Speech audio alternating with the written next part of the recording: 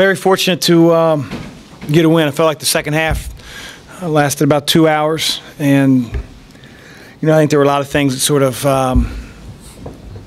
hurt us in the second half. One of them being Seton Hall played much better. They got in the bonus really early in the second half, and we've been a team all year that's defended without fouling, and I guess we didn't in the second half. So it was a game that I thought became weird.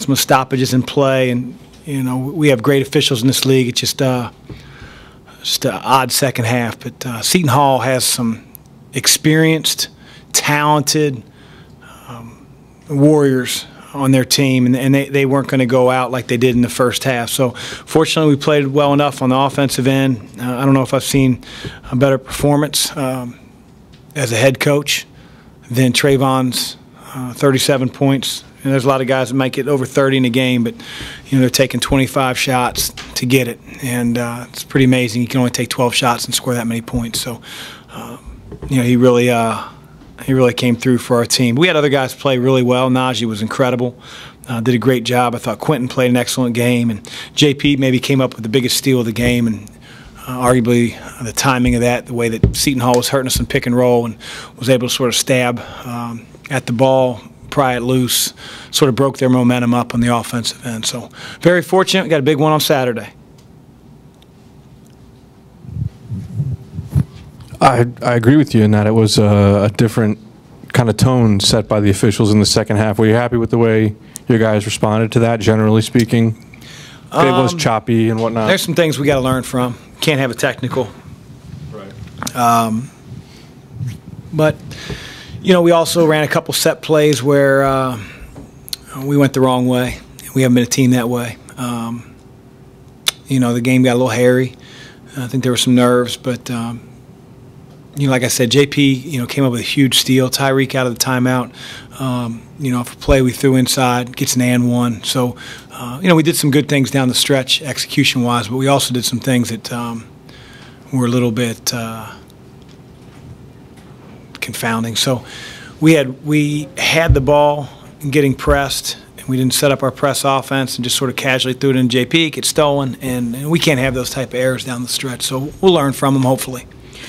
Chris, what happened during that super weird sequence where there was confusion, and then you were talking to the refs, and I think it was after O'Mara's technical, and they had like 4 straight points. What was going on then? I don't know. I'm still a little confused. I do trust those officials. I think it was either Jamie or John, said that's the rule. And so it was a correctable error. Tyreek's foul under the basket when he went for the offensive rebound was actually our 7th foul. And so that put them in the bonus, and they didn't shoot those free throws at the time. But I guess because, and again, I'm not an official, but because there weren't multiple plays after that, it was a correctable error, and so they got to shoot the bonus after all that. So that's what it was explained to me, and one of those guys was adamant that was the rule. So who am I to say no, it's not? I don't have the rule book memorized, and I've never really seen that before.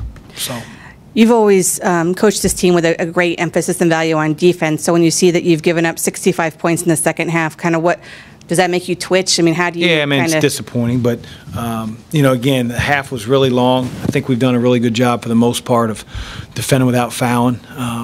But they got in the bonus pretty quickly in the second half, not so much in the first. And they played a little differently in the second half because Angel went out, just the way that they played with big kid off the bench who can stretch the floor offensively gave us some problems. And give credit to them. They were able to sort of switch how they played at halftime. Chris, it seems like recently Paul has kind of come into his own.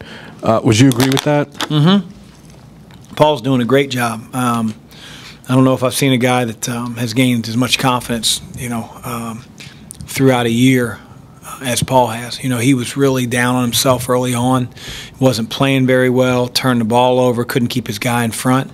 And now I feel like he's one of the best defenders on our team, and I have no problem putting him in at any time. I'm worried you might throw the mic at me for asking this, but you guys have a game and a half lead on Villanova right now, taking that into Saturday. Are you curious to see how your guys will handle that moment? No, I think our guys will be ready to play. I know Villanova will be. We've worked really hard to put ourselves in this position on Saturday, and it's going to be two of the best teams in the country. We have to be up to the challenge for 40 minutes. If we play one good half and one bad half, we won't win. I think our guys are smart enough in the locker room to understand that. So it'll be a big challenge, and I'm asking all of our fans to make this place as loud as humanly possible. Trayvon had an interesting evaluation of the team. He called himself, the group, a one-half team. Do you agree with that? Is that something that you tonight? I don't think we have been. I think there's a lot of games that you could say, hey man, they played well. We're never going to play perfect. I don't think any team does.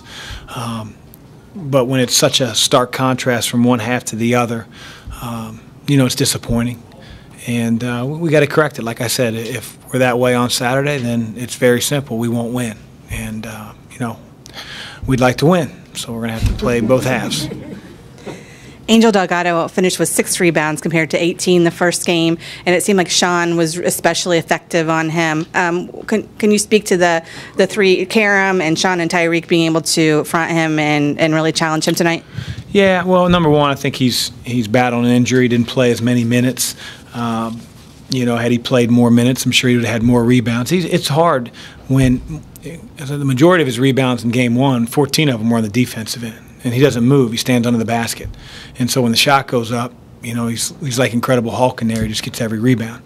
The challenge is keeping him off the offensive glass. And, he got 3 tonight. You got to battle. I don't think our guys played soft by any means. He's one of the best rebounders I've ever seen. That's why he's led the Big East. He's the all-time rebounder in the Big East for a reason. And I'm glad he doesn't have a 5th year of eligibility.